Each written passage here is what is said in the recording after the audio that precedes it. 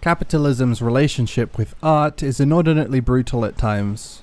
The cutthroat nature of the marketplace can lead creators to attempt all-or-nothing strategies with the intention of beating the competition or going out in flames. Creators will invest far more than they can afford to lose, and in the event that their gamble doesn't pay off, the business must fold. In Factor 5's case, the investment was so great that they took their publisher down with them, the German branch not seeing it fit to try and prop the business up or forgive any of their expenses. The developer bet it all on their first entry within the HD gaming space and lost.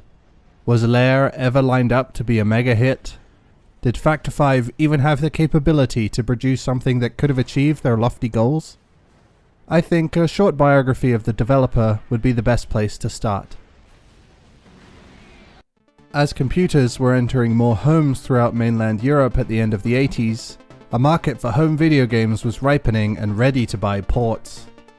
In collaboration with Rainbow Arts, Factor 5 created Catastrophic, a 2D shooter that was so similar to IREM's R-Type that legal action was threatened. As part of the out-of-court settlement, Factor 5 were required to develop a port of R-Type to the Amiga, which doesn't really seem like a punishment. With this healthy financial injection, Factor 5 again collaborated with Rainbow Arts to develop Turrican, and sealed themselves a place as the early giants of German game development.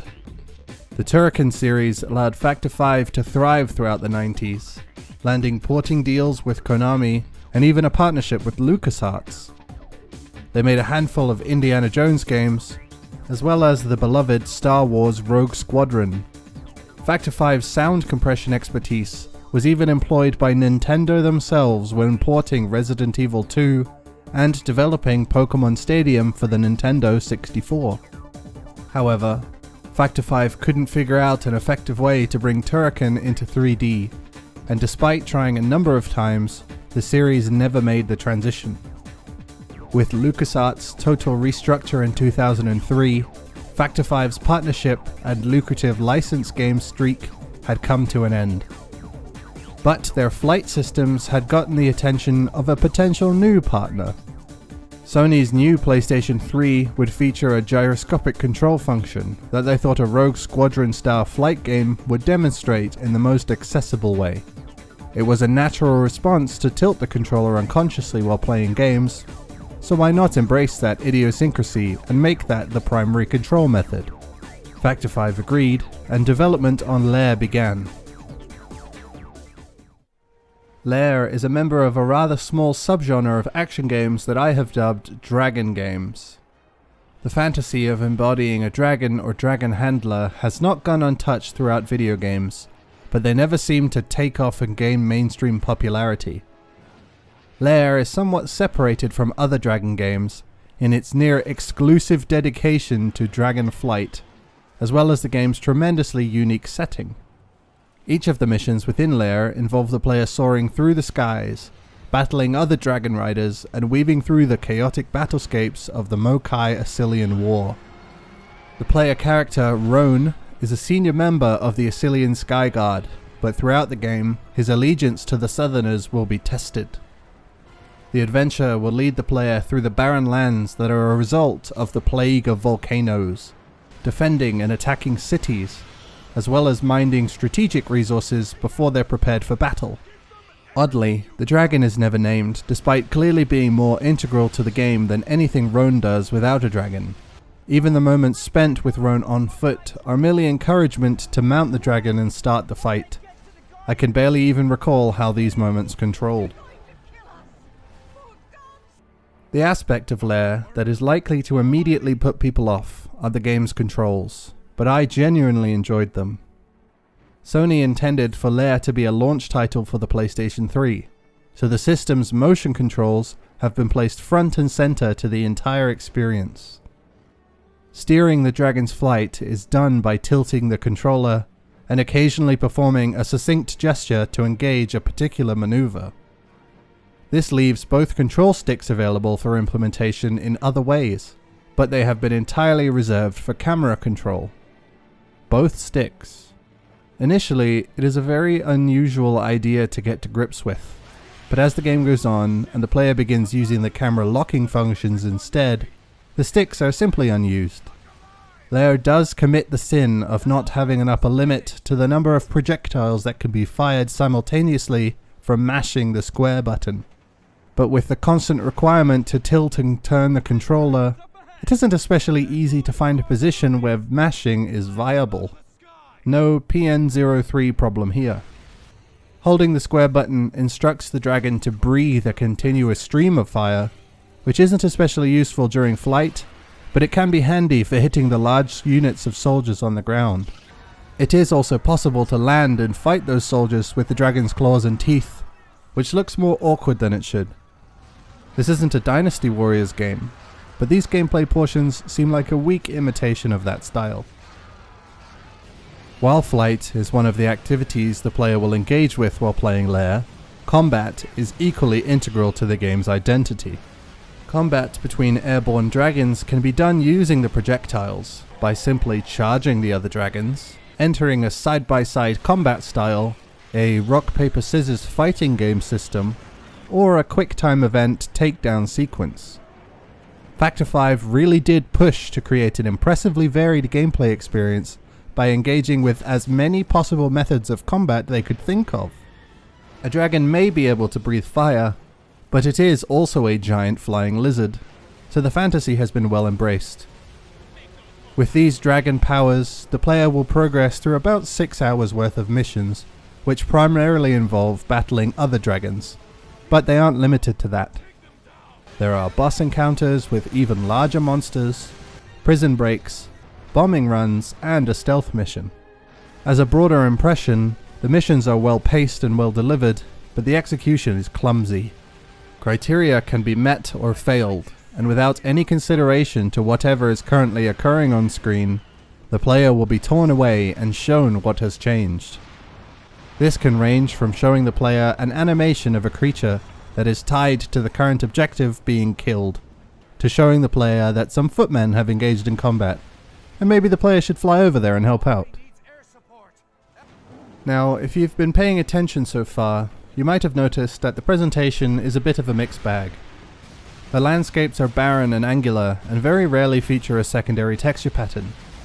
This might be contextualized as a symptom of the plague of volcanoes, but making a limitation that is likely based on processing capability part of the world's canon doesn't resolve the plain and sometimes very ugly appearance of the environments. And to hit the player with one of the most hideous in the game right away has to be one of the worst errors this game commits. Talk about poor first impressions. A large, empty, brown space is the first place you'll be flying around on a dragon. This emptiness is an epidemic throughout Lair, and a handful of boulders here and there could have totally resolved the problem. The region that does contain plants is kind of an indicator that it would have been possible to mitigate the emptiness, but Factor 5 specifically chose not to. There are some fantastic looking places though. The icy prison and the maelstrom are truly incredible environments, but they're reserved for the latter half of the game. The music's great if you're really into horns, but the majority of the game score is fairly generic orchestral piece after fairly generic orchestral piece. John Debney has been a busy guy throughout the last 30 years, but his soundtracks aren't especially exciting. The character models are similarly varied in quality. The dragons are impressive, and there are many fascinating creatures and armor designs throughout the game. There are some very weak animations among the creatures. An occasional texture pop-in isn't uncommon. Also, the water is garbage, and the big wet snake looks atrocious. Like any other, Lair's battlefields are often chaotic tangles of weapons and bodies, and the remnants of the machines of war. This is a mess that is expected, and Lair certainly delivers in an acceptable way. The motion blur effect, however, is just a step too far. The player will often be taking advantage of the nimbleness of Lair's dragonflight controls, so they'll be frequently twisting and darting all over the place. While doing this, the visuals will just smear into this brown and grey mush, as things in the middle distance go out of focus. There's already a severe readability problem when it comes to understanding which dragons are fighting for which army, and this blurring effect only worsens the problem. Their silhouettes should have been much further exaggerated to account for the smudging they're subjected to when being viewed from the player's perspective. The wind dragons are the only dragon type which has a unique behavior, so they are the only species that can be determined from a distance. It's a shame, because the various dragon types require different, interesting plans of attack to overcome, which the player has to engage with in a variety of ways. Also, there are many characters that talk to the player, but there's next to no visual distinction between them. Narratively, this game is a disaster. The events are nonsensical, there are no characters, the big moments have no substance. But I don't hate it. Roan, the player character, is a dragon rider and a member of the Assylian Skyguard. While absorbing a sermon one day, something bursts through the ceiling of the church, almost killing the diviner. The Skyguard scrambles and discovers that the Mokai, their neighbors to the north, have begun attacking Assylia. The battle is destructive, but the Assylians are able to rebuff the Mokai. Their attack changes focus, and the Mokai instead attempt to steal the Assylian grain barges, leading some of the Assylians to believe that this fighting might be fueled by famine in the north. Before they consider peace talks, the Assylians begin searching for the Mokai's forward hold from which they had launched the two attacks. The hold is found and destroyed, putting an end to the Mokai's attacking capability for the moment.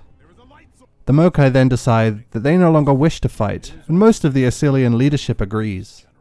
However, the diviner does not, and an operative within the Skyguard is able to assassinate the Mokai general, the captain of the Skyguard, and the head Assylian elder before running from the negotiation tent and telling the army to prepare for battle. The war continues. There's a bit of an aside where Roan has to escort a bunch of these manta creatures back to Assylia, and then there's a big snake. But after that, Roan is sent in to disable the Mokai defenses before the full-scale Assylian assault can begin. This is essentially a suicide mission that the diviner's agent had assigned to Roan, but it is possible to succeed. With the defenses offline, the attack on the Mokai city can occur. It is a devastating success, but the diviner's agent is able to wound Roan and his dragon in the chaos. Without a country, Roan attempts to fly away, but the dragon is unable to continue and crashes into the ground. With Roan near death, the Mokai general's dragon appears to save the day, and Roan is guided to an encampment of Mokai refugees who had escaped the city before the attack. Roan now acts as their protector, and even manages to break the general's son from Assylian imprisonment in order to rally the remaining Mokai army. Once they return to the camp, an Assylian force appears with a navy to try and eliminate the last Mokai holdouts. The Assylians fail, and in their defeat, hand over a number of ships that the Mokai can use to try and retake their city. They do. They also manage to build up enough of a force to eliminate the entire Assylian navy. The diviner's demand for extermination was apparently too much for some of the Skyguard, so they were imprisoned or exiled, both becoming part of the new Mokai army. This new conglomerate army attacks Assylia and is able to defeat the diviner in the end.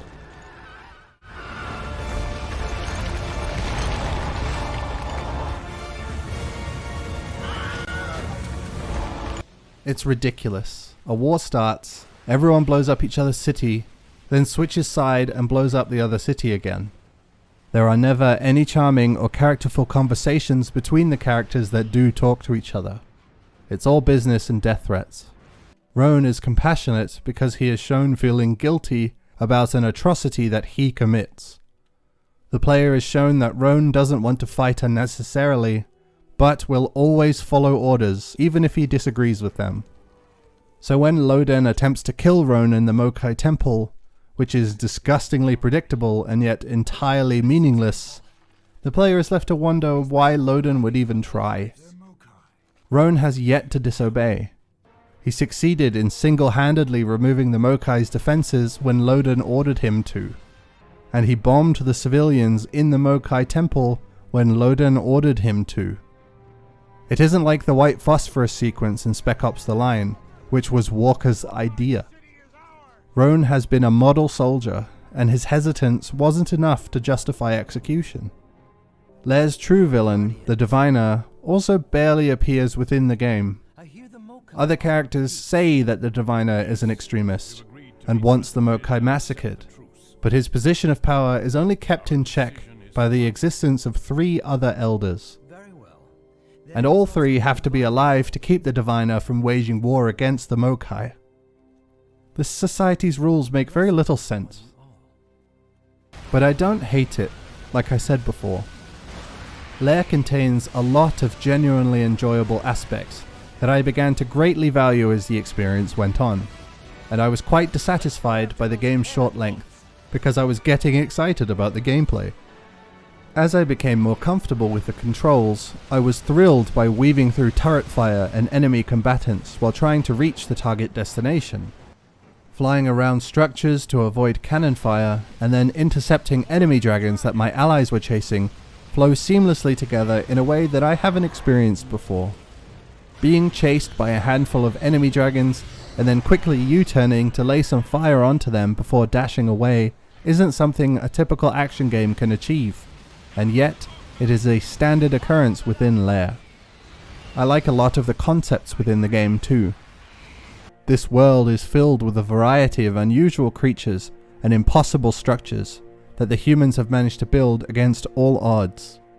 The concept artists went all out on Lair, and they really deserve commendation. I hope they've managed to find more stable employment that allows them to go really wild.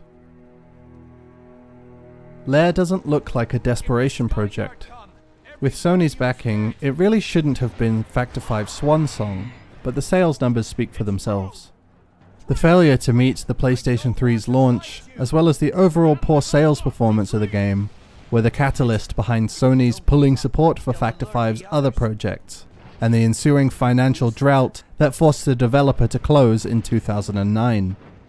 A German entity does still exist, mostly to hold the Turrican IP license, and Factor 5's president, Julian Egebrecht, occasionally comes out of hibernation to answer the odd question about the Rogue Squadron series. The disaster of Lair has had long-lasting consequences, and the German video game industry will be mindful not to rely on licensed titles for as long as it exists, else they collapse their publishers with them. We can't let them get away. There was a Grand Theft Auto game on the Nintendo 64. Bet you didn't know that.